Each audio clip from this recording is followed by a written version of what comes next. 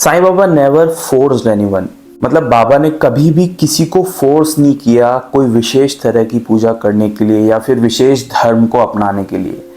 अक्सर बहुत सारा झूठ ये बोला जाता है कि बाबा ने कन्वर्जन कराया, ये कराया, वो कराया, बट अगर हम हिस्ट्री पढ़ें, सही हिस्ट्री पढ़ें, 100 साल पहले जो ऑथर्स ने लिखी हैं किताबें, उसी ज़माने में अगर वो देखें तो हमें बहुत सारी बातें समझने को मिलती हैं।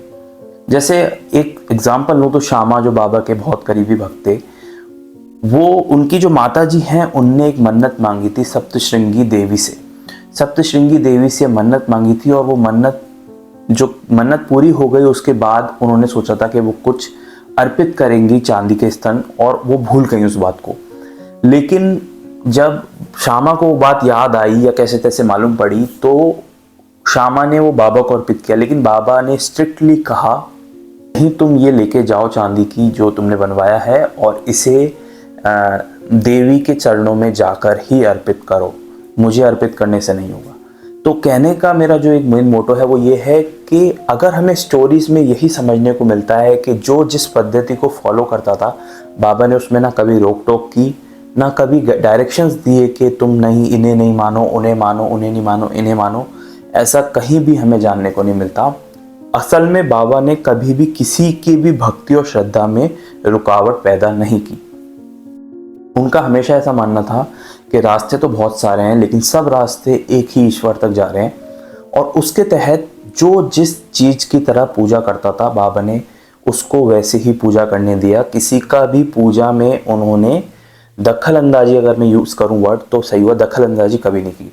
एक और एग्जाम्पल हमें देखने को मिलता है कि शिरडी में मेघा नाम का एक भक्त रहता था जो बाबा के साथ ही रहता था, बाबा को पूछता था, और वो शिव जी का बहुत बड़ा भक्त था और शिव जी का बहुत बड़ा आराध्य था, शिव जी की पूजा करता था, जल अर्पित करता था।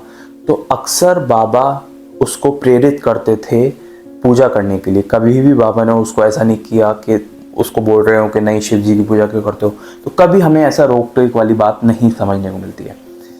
राधा कृष्ण माई का एग्जाम्पल ले लीजिए। तुकाराम गाथा जो है राधा कृष्ण माई जी पढ़ती थी, तुकाराम जी के भजन करना उन्हें बहुत पसंद थे और विट्ठल मंदिर भी जाया करती थी, पर बाबा ने कभी उनको ऐसे नहीं रोका। तो कहने का हमें जो एक कंक्लूजन मिलता है कि ऐसी हमें कहीं जानने को नहीं मिलती कि कभी साईं बाबा ने किसी भक्त को किसी विशेष पद्धति की तरफ डायरेक्शन दिया हो कि तुम इस तरह से पूजा करो, या किसी को रोका हो कि तुम इस तरह से पूजा नहीं करो। ऐसा हमें नहीं जानने को मिलता। बातें बनाने को तो हम कहीं कर सकते हैं, लेकिन अगर हम रियल हिस्ट्री पढ़ेंगे तो रियल हिस्ट्री जो होती है वो होती है, वो चेंज नहीं हो सकती हमारे कहने से।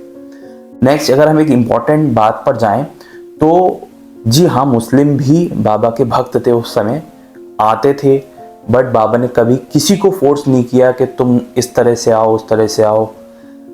द्वारका माई जो है उसमें सबके लिए एंट्री खुली थी, चाहे कोई मुस्लिम भक्त आ रहा हो, चाहे कोई हिंदू भक्त आ रहा हो, चाहे क्रिश्चियंस भी आए हैं। अगर बहुत सारे लोगों को नहीं पता होता कि क्रिश्चियन भी आए हैं, और कई सारे धर्मों के जो हैं भक्त आते थे, बाबा के दर्शन करते थे, और बाबा उन्हें एक धार्मिक, जो धर्म के तहत सही है वो डायरेक्शन देते, बजाय किसी पूजा पद्धति को फॉलो करने के लिए, या कोई कर रहा है तो उसको रुकावट करते थे। तो हमें ये सब जानने को मिलता है कि बाबा ने कभी किसी को फोर्स नहीं किया कोई स्पेशल चीज करने को।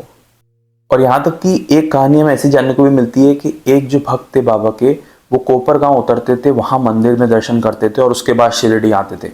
तो एक बार वो दर्शन करके नहीं आए तो बाबा ने उल्टा उन्हें डांट लगाई कि जो तुम करते हो उसको हमेशा करते रहो, तुम वहाँ मंदिर में दर्शन करने जाते हो तो वो दर्शन करके क्यों नहीं आए, अगली बार से ऐसा नहीं होना चाहिए। तो एज अ गुरु भी वो लोगों को गाइड करते थे, बट गाइड करने का मतलब ये नहीं है कि उन्होंने किसी को कन्वर्ट कराया या फिर कभी किसी को एक विशेष पूजा पद्धति दी या किसी को गुरु मंत्र दिया, ऐसा कभी नहीं किया उन्होंने। श्रद्धा और सबूरी का जो मंत्र उन्होंने दिया है वो सबके लिए सेम है। उम्मीद है आपको साईं बाबा से जुड़ी हुई असली कहानियाँ जानना पसंद होंगी, रियल हिस्ट्री जानना पसंद होगी, तो उसके लिए आप इस चैनल को सब्सक्राइब कर सकते हैं। मेरे से और जुड़ना चाहते हैं तो डिस्क्रिप्शन में मेरे बारे में और दे रखा है, तो उसको जाके भी आप पढ़ सकते हैं। मिलेंगे नेक्स्ट वीडियो में। ओम साई राम।